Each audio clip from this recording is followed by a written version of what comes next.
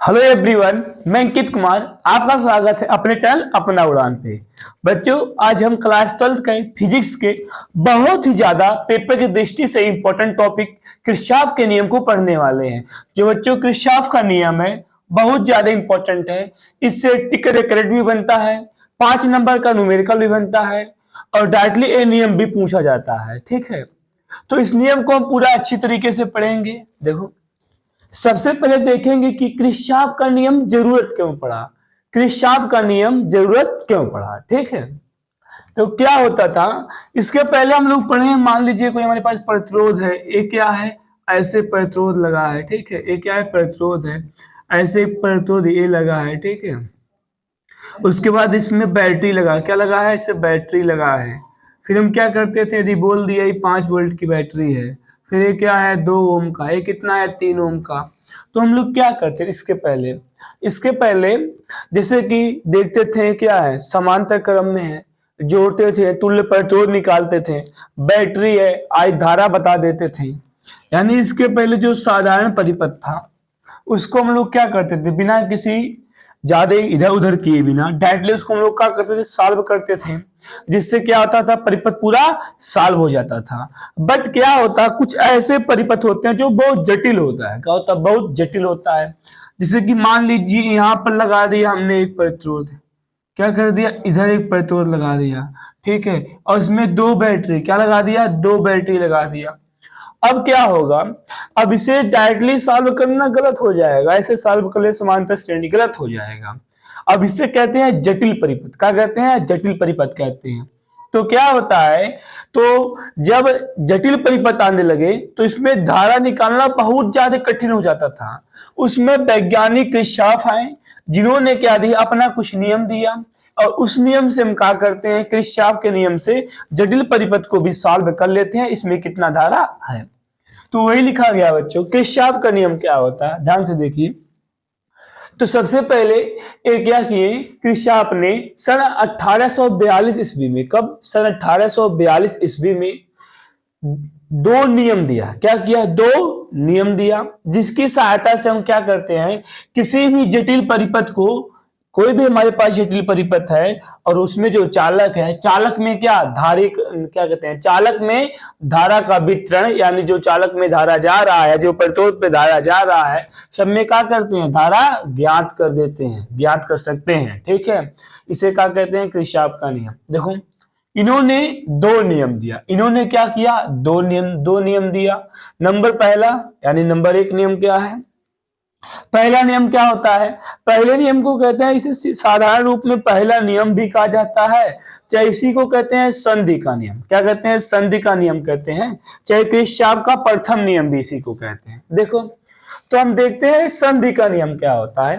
वैसे कोई नियम नहीं है, बहुत साधारण लैंग्वेज है, बहुत ही साधारण चीज है, बस उसी को थोड़ा नियम में बदल दिया गया, वो तो आपको भी पता होगा, बस ध्यान दीजिए, ध्यान से देखिए। अच्छा देखो, मान लो ये क्या है, ए कोई पी पॉइंट है, ए क्या है, कोई एक पी पॉइंट है।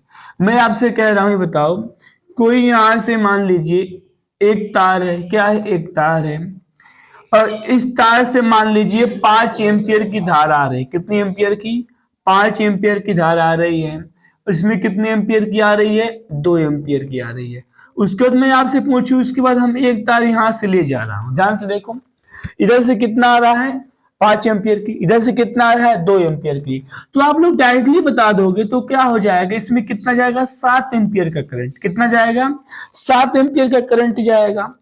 तो क्या होता है, ध्यान से देखिए, इसका मतलब हम क्या कह सकते हैं, क्या, ध्यान से देखो, कि जो आने वाला धारा, इसे कहते हैं आने वाला धारा, सदैव बराबर होता है किसके, जाने वाले धारा का। ध्यान से देखिए, जो आने वाला धारा है, आना धारा कौन है, 5 एम्पियर प्लस के 5 एम्पियर, 5 नहीं है, 5 एम्पियर प्लस के 2 एम्पियर, बराबर कितना है, 7, बराबर कितना है, 7 है, ठीक है। इसका मतलब क्या होता है, इसी को नियम में बदल दिया है, इसी को क्या किया गया, नियम में बदल दिया गया। ये कोई नियम है जी नहीं, बहुत साधारण बात है जो सबको ही पता है।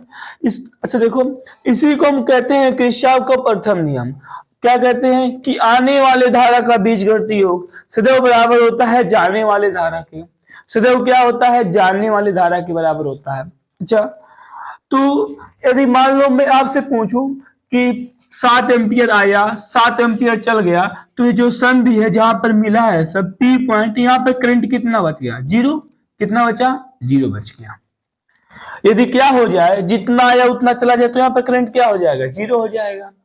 इसका मतलब हमें कह सकते हैं कि ये जो हमारे पास क्या है, कोई चालक है, ठीक है, यहाँ पर अनेक धारा आ रहा, बहुत सी धारा आएगा, तो क्या होता है जब मिलता है किसी संधि पर, किसी संधि पर आने वाले धारा का योग सदैव बराबर होता है किसके? जाने वाले धारा के, सॉरी संधि पर, ठीक है। तो यदि संधि पर बात कर रहे हैं तो क्या कहेंगे? आने वाले धारा तथा जाने वाले धारा का बीजगणितीय होगी। यदि दोनों को जोड़ दें कुछ इस प्रकार से, आने वाली धारा को ले लें प्लस, क्या ले लें? प्लस ले लें, 5 एम्पियर प्लस के 2 एम्पियर, और जाने वाली धारा को माइनस ले लें, तो बराबर कितना आ जाएगा? जीरो। बराबर कहा जाएगा? जीरो। इसी को कहते हैं किरचॉफ का प्रथम नियम। क्या कहते हैं? किरचॉफ का प्रथम नियम। इस नियम अनुसार क्या होता है? इस नियम अनुसार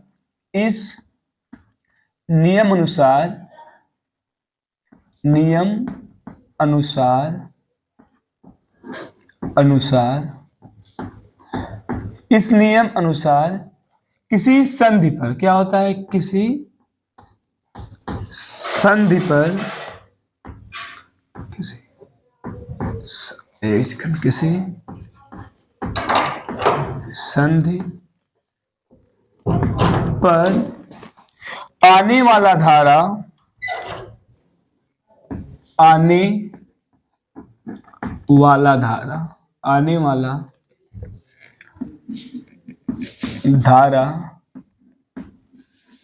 तथा आने वाले धारा तथा जाने वाले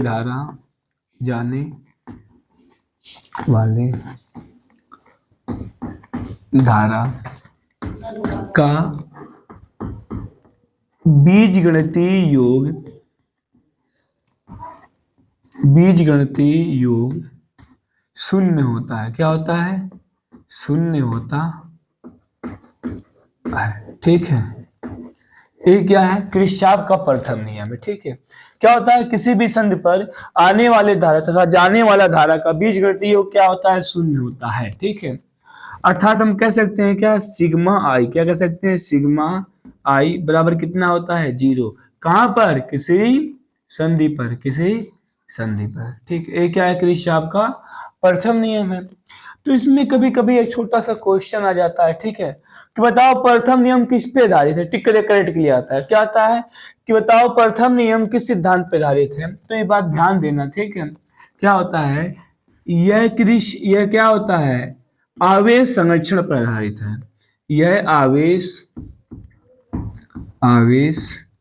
संरक्षण पर आधारित है। क्या है? आवेश संरक्षण पर आधारित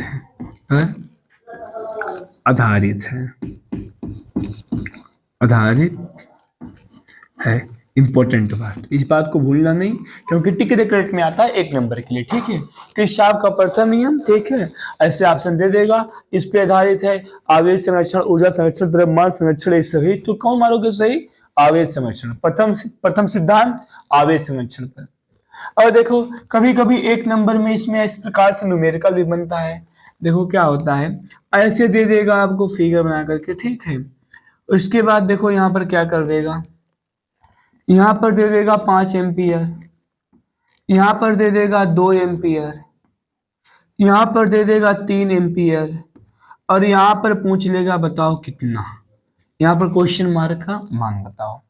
ऐसे भी आता है 1 नंबर में, मैंने देखा है ऐसे काफी सवाल, ठीक है। तो देखो, और हमको क्या बात याद रखना है किरचॉफ के प्रथम नियम को? आने वाला धारा क्या लेना है? आने वाला धारा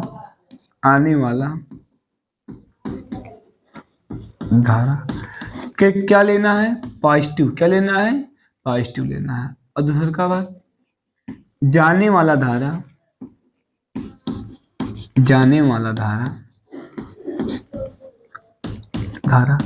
क्या लेना है? निगेटिव लेना है।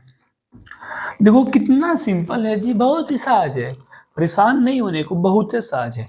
आने वाला प्लस साइन लोगे, जाने वाला माइनस साइन, जैसे कि देखो यहाँ पर किया 5 एम्पियर आया तो का लिख दिया प्लस का 5, और कौन आया है 2 एम्पियर। साइन जानते हो ना, यदि संधि के लिए देखो तो ये इसकी ओर है यानी आ रहा है, क्या है आ रहा है, ये देखो दूर जा रहा है, इससे क्या हो रहा है दूर जा रहा है, तो जाने वाला क्या हो जाएगा माइनस हो जाएगा, बराबर सबका हो जाएगा 0 हो जाएगा। तो देखो यहाँ पर यदि हम इस प्रकार से सॉल्व करें इसको, ध्यान से देखिएगा कि यहाँ पर 5 एम्पियर आने वाला है तो इसको क्या लिखेंगे प्लस के 5, क्या लिखेंगे प्लस के 5, और आने वाले का साइन क्या है +2, तो क्या लिखेंगे प्लस के 2 एम्पियर।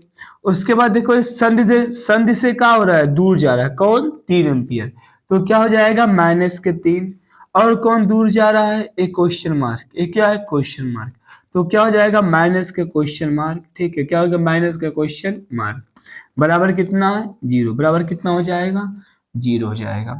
अच्छा अब देखो यहां से कितना आ गया, ध्यान से देखिए 5 2 कितना हो गया 7, 5 2 कितना हो गया 7 हो गया, 7 में से 3 चला गया, माइनस क्या है क्वेश्चन मार्क, बराबर कितना 0, 7 में से 3 गया 4, कितना आ गया 4 आ गया, तो ऊपर जाएगा तो क्या हो जाएगा -4, कहा जाएगा -4 हो जाएगा।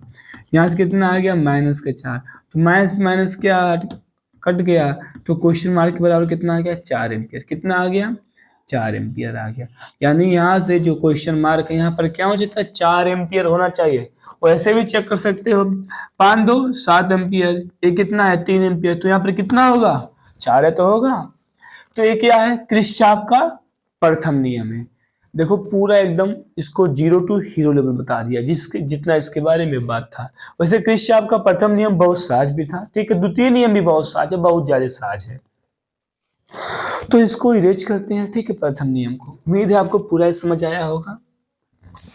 देखो यदि कोई डाउट रहता है तो कमेंट में लिख दिया करो, मैं कमेंट सबका देखता हूँ, फिर अगले वीडियो में उसको आपको अच्छी तरीके से समझा दूंगा और अच्छे एक्सप्लेन कर दूंगा यदि आपको समझ नहीं आया रहेगा। उसे कोशिश रहती है कि एक ही वीडियो में एक ही बार में आपको अच्छे तरीके से समझ आ जाए, लेकिन मान लीजिए गलती से आपको कोई डाउट होता है तो पूछ सकते हैं, कोई दिक्कत नहीं कमेंट में। देखो अब क्या देखेंगे किरचॉफ का द्वितीय नियम, क्या देखेंगे किरचॉफ का द्वितीय नियम, द्वितीय नियम हेडिंग लगाइए द्वितीय नियम, द्वितीय नियम,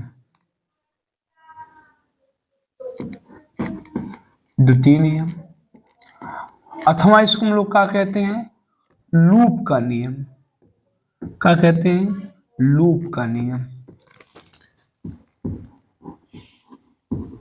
लूप का नियम, ठीक है, भूलना नहीं है।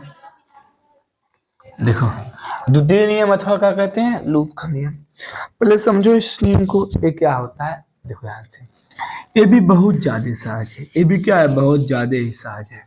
देखिए ध्यान से, मान लीजिए हमारे पास एक क्या है कोई एक ऐसे प्रतिरोध है और जो क्या है बैटरी से जुड़ा है, जो क्या है सेल से हमारे पास यहाँ पर जुड़ा है, ठीक है सेल है, ठीक है, इससे क्या है जुड़ा है। देखो क्या होता है, मान लीजिए उसके बाद यहाँ पर ए प्रतिरोध आर है और ये क्या है बी वोल्ट का बैटरी है, क्या है बी वोल्ट का बैटरी है। देखो और इसमें से करंट कितनी जा रही है आई, करंट कितनी जा रही है आई करंट जा रही है। अच्छा देखिए ध्यान से, तो मैं आपसे पूछूं ये बताओ यहाँ पर विभव कितना होगा, यहाँ पर क्या होगा विभव कितना होगा, तो आप क्या बताओगे, तुरंत लगा दोगे ओम का नियम बी बराबर क्या आई आर, तो यहाँ पर क्या बता दोगे विभव कितना होगा बी बराबर आई इंटू आर, क्या हो जाएगा आई इंटू आर हो जाएगा।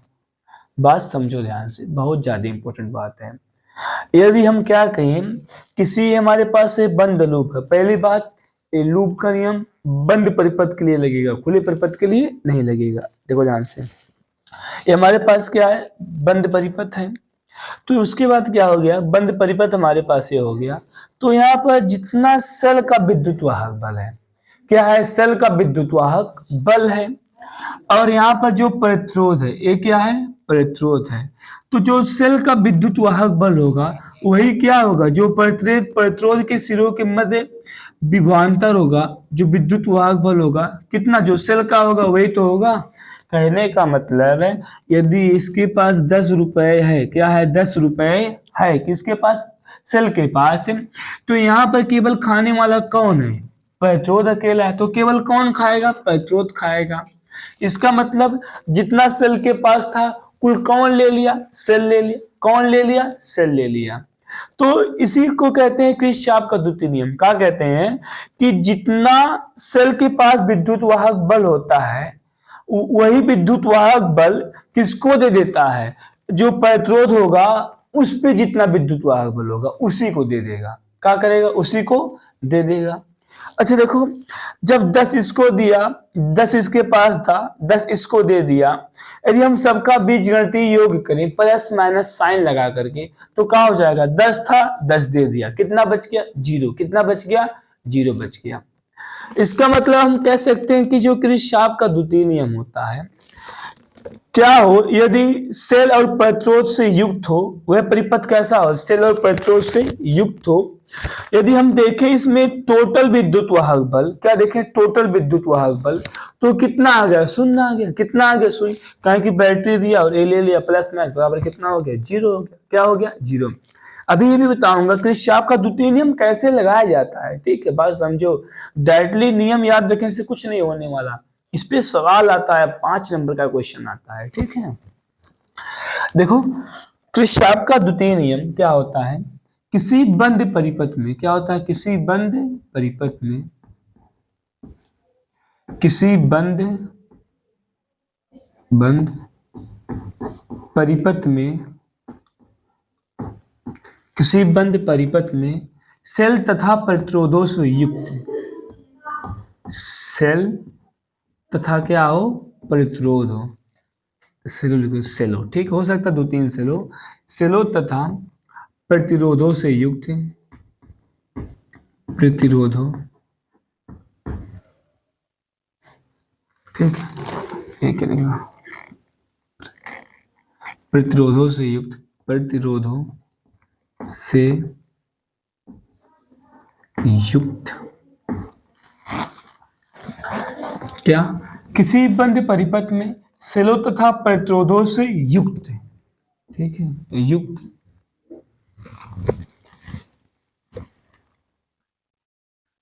प्रतिरोधों से युक्त क्या होता है, वैद्युत वाहक बल, क्या होता है, सॉरी एक मिनट, वेट वेट वेट, किसी बंद, यहाँ पर देखो क्या होता है, किसी बंद परिपथ, ठीक है, सेल है तथा क्या है, प्रतिरोधों से युक्त हो, क्या हो, युक्त हो, हो, तब क्या होता है, सेंटेंस बेटा, ठीक है, तब सेलों तथा प्रतिरोधों पर विद्युत वाहक बल, सेलों तथा प्रतिरोधों प्रतिरोधों पर विद्युत वाहक बलों, विद्युत वाहक बलों का बीजगणितीय योग शून्य होता है, का बीजगणितीय योग शून्य होता है। एक मिनट, बीजगणितीय योग शून्य होता है, शून्य होता है, ठीक है। बात समझो ध्यान से क्या कह रहा है, तो क्या लिखा हूं, किसी बंद परिपथ में बंद लूप हो, ठीक है। मान लीजिए इस प्रकार से है, एक प्रतिरोध यहाँ पर लगा है R1, प्रतिरोध क्या लगा है, R2 लगा है, एक R1 हो गया, एक क्या हो गया, R2 हो गया, ठीक है। उसके बाद यहाँ पर सेल है, एक सेल A हो गया, फिर क्या हो गया, एक सेल A हो गया, ठीक है, एक क्या हो गया, सेल हो गया, इस प्रकार से। देखो तो वही चीज लिखा गया, ऐसा बंद परिपथ हो तो लिख देखो, किसी बंद परिपथ में सेलों तथा प्रतिरोधों से युक्त, वो कैसा हो, सेल तथा प्रतिरोध लगे हो, ठीक है। तब क्या होता है, जो सेल होता है यानी जितना सेल है तथा जो प्रतिरोध है, इसका जो विद्युत वाहक बलों का बीजगणितीय योग क्या होता है, शून्य होता है। अच्छा, विद्युत वाहक बल पता है जी क्या होता है, विभवांतर जाते हो ना, विभवांतर जानते हो ना, वही होता है। कुछ अंतर तो अभी बता दे रहा हूं अंतिम में क्या अंतर होता है, थोड़ा बहुत, ठीक है। यदि इसका विद्युत वाहक बल E1 है, इसका विद्युत वाहक बल कितना है, E2 है, इसका कितना है, E2 है। करंट कितना जा रहा है, I, इसमें भी कितना जा रहा है, I जा रहा है, ठीक है। करंट इसमें भी कितना जा रहा है, I जा रहा है। तो यहां से टोटल कितना हो जाएगा, जीरो। क्या हो जाएगा, टोटल जीरो हो जाएगा।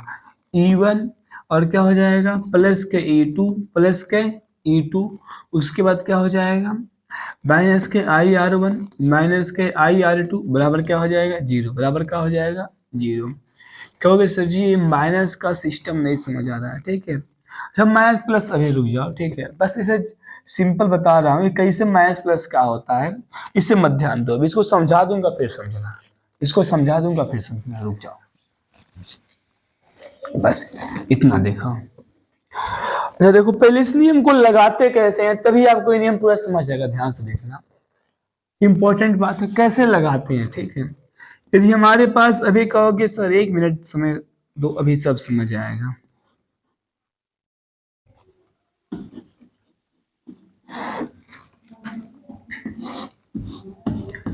ध्यान से देखिएगा।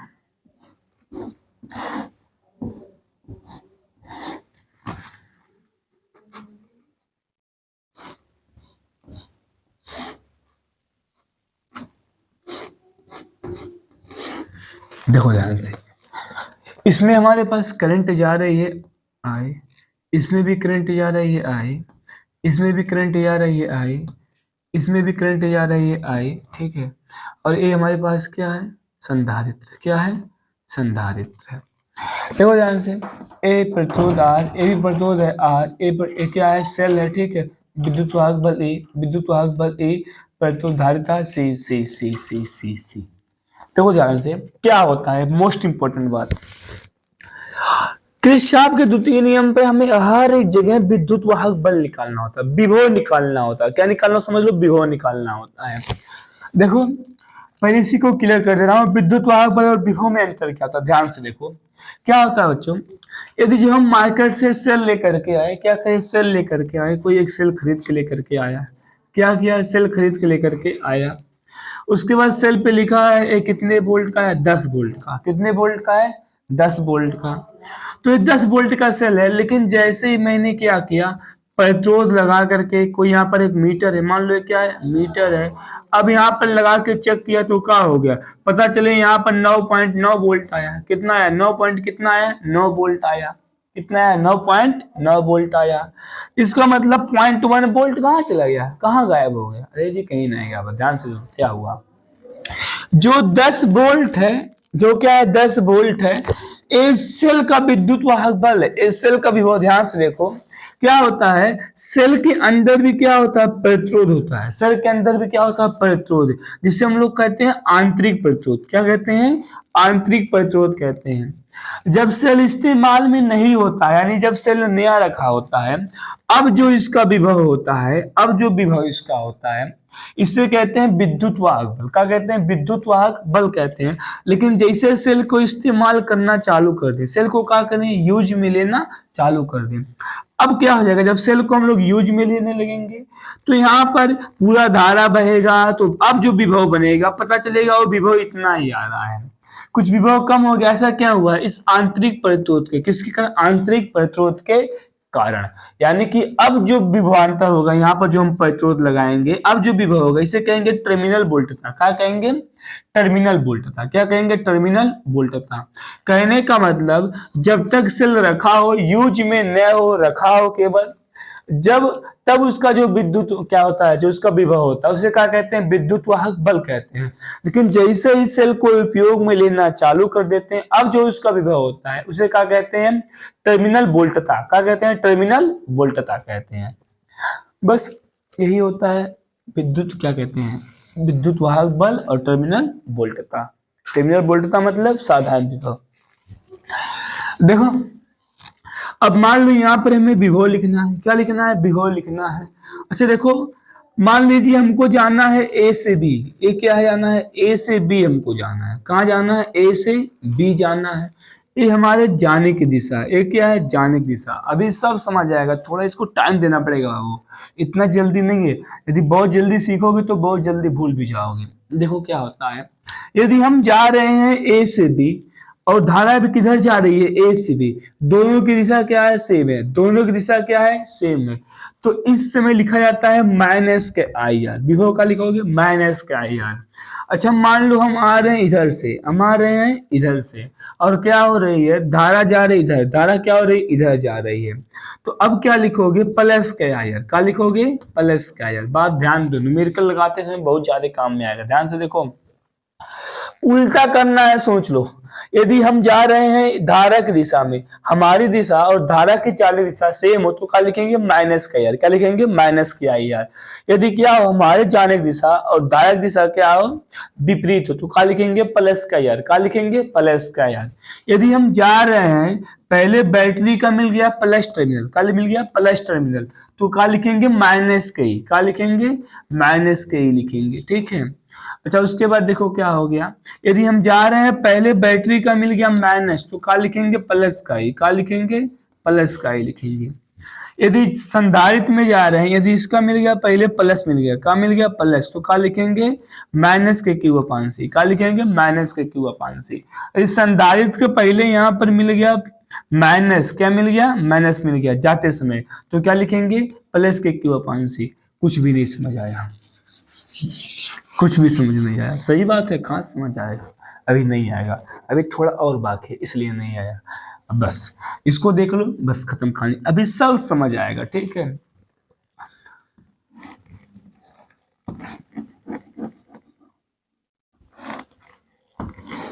अभी सब समझ आ जाएगा एकदम अच्छे से।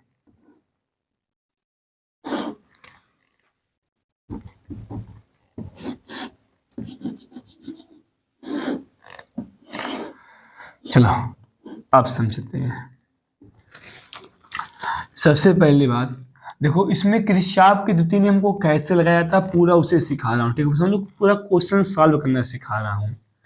मान लीजिए प्रतिरोध क्या है, R1, प्रतिरोध कितना है, R1, ए प्रतिरोध कितना है, R2, ए प्रतिरोध कितना है, R2 है, ठीक है। उसके बाद ए हमारे पास सेल है जिसका विद्युत वाहक बल कितना है, E, विद्युत वाहक बल कितना है, E है। चलो देखो, मान लीजिए क्या किया, इस प्रकार से करंट निकाला, क्या निकाला, करंट निकाला, ए आई, क्या करंट निकाला, आई करंट निकाला। तो दो रास्ता है, इधर चला गया I1, क्या चला गया, I1 चला गया, इधर क्या चला गया, I2, इधर क्या चला गया, I2 चला गया। तो इधर से फिर से क्या आ गया, I2 आ गया, इधर से क्या हो गया, I1 जा, फिर क्या आ गया, I1 आ गया, फिर दोनों मिलकर क्या हो गया, I1 और I2 कितना हो जाएगा, I कितना हो जाएगा, I हो जाएगा। देखो बात समझो ध्यान से बच्चों, ध्यान से। ऐसे हमारे पास है अभी एक परिपथ में कोई भी एक रैंडम क्या है, परिपथ है। फिर मान लो सेल है जो लगा है, विद्युत वाहक बल E है, यहाँ से करंट गया, कितना है, I, कितना करंट है, I है। तो दो रास्ता है, इधर चला गया I1, इधर चला गया I2, फिर I1 घूम के यहाँ तक आ गया, I2 घूम के आ गया, फिर से दोनों लोग मिल गए, फिर से क्या बन जाएगा, I, क्योंकि I तो बटा था I1 प्लस I2 में। अच्छा देखो ध्यान से, हम तो किरचॉफ का नियम बच्चों सॉल्व कैसे किया जाता है, ये उसी के लिए बताया हूँ। जो अभी कहोगे सब फालतू, तो अब इसका मतलब समझ आएगा सही से। पहले आपको लेना पड़ता है पास, ऐसे नाम दोगे A B C D E और एफ, क्या लेना पड़ेगा, एफ है। अब ऐसे इसको सॉल्व करना पड़ता है, क्या करना पड़ता है, सॉल्व करना पड़ता है। अब लिखोगे पास, क्या लिखोगे, पास, कोई भी एक पास ले लो जो बंद लूप पूरा हो जाए, A B C F A, पूरा बंद करना है, A B C F A, ठीक है। ध्यान से देखो, जहां से गया ए से बी गया, बी से सी गया, सी से एफ आया, एफ से ए, यानी हमने पास कैसा लिया, इस प्रकार से लिया है, क्या लिया है, इस प्रकार से पास लिया है। और देखो एक पास है यहाँ पर, देखो ध्यान से देखो कितना इक्वेशन बनता है, जितना करंट बढ़ता है, जितना करंट बटेगा उतने का होगा समीकरण बनेगा। अच्छा देखो ध्यान से, फिर पास ले लो, कोई भी ले लो, आप उल्टा भी ले सकते थे, ठीक है। अब क्या ले लो, एफ ले लो, सी ले लो, डी ले लो, ई ले लो। एक पास हमारे पास क्या हो गया, पास एफ हो गया, सी हो गया, डी हो गया, ई हो गया और फिर से क्या हो गया, एफ हो गया।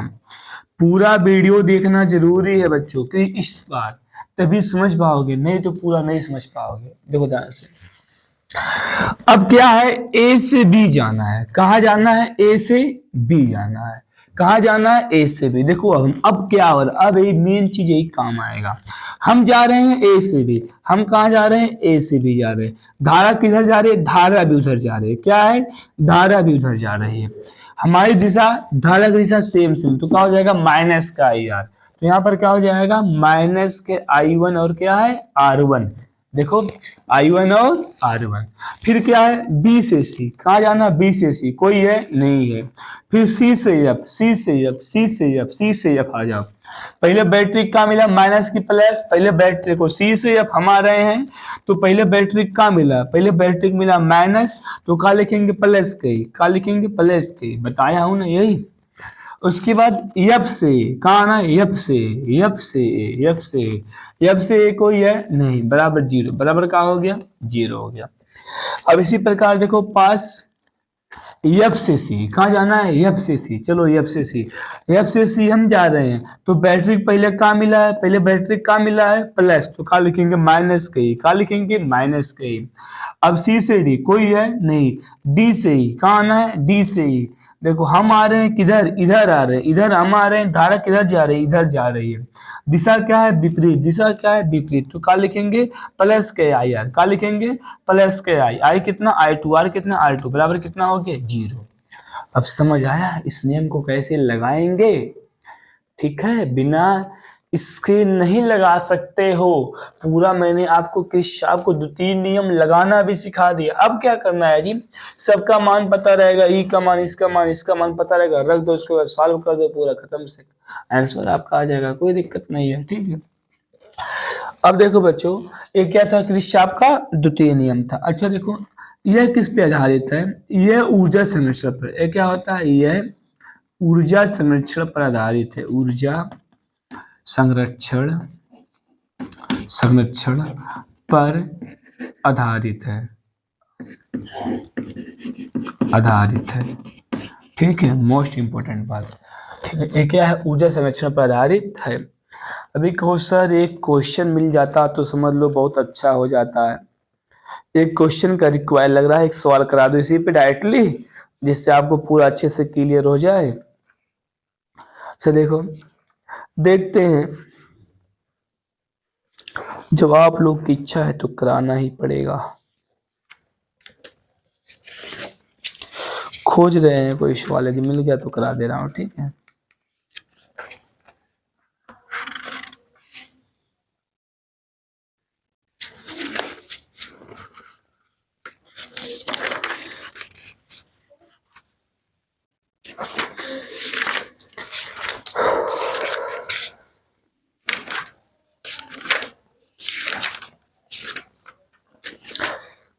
देखो तो हम लोग सवाल को कल देखेंगे, ठीक है, सर बस आज इतना नियम ही देख लो, क्योंकि थोड़ा काम है हमको, ज्यादा व्यस्तता है बच्चों, इसीलिए ऐसा कह रहा हूँ। तो पहले इस नियम को आप लोग सीख चुके हैं अच्छी तरीके से, किरचॉफ का प्रथम नियम और द्वितीय नियम को। तो इस वीडियो को यहीं पर खत्म करते हैं, बाकी कल के लिए, ठीक है बच्चों, bye bye, thanks for watching for my video. Video को क्या करना है, लाइक करना है, चैनल को सब्सक्राइब करना है, बाय बाय।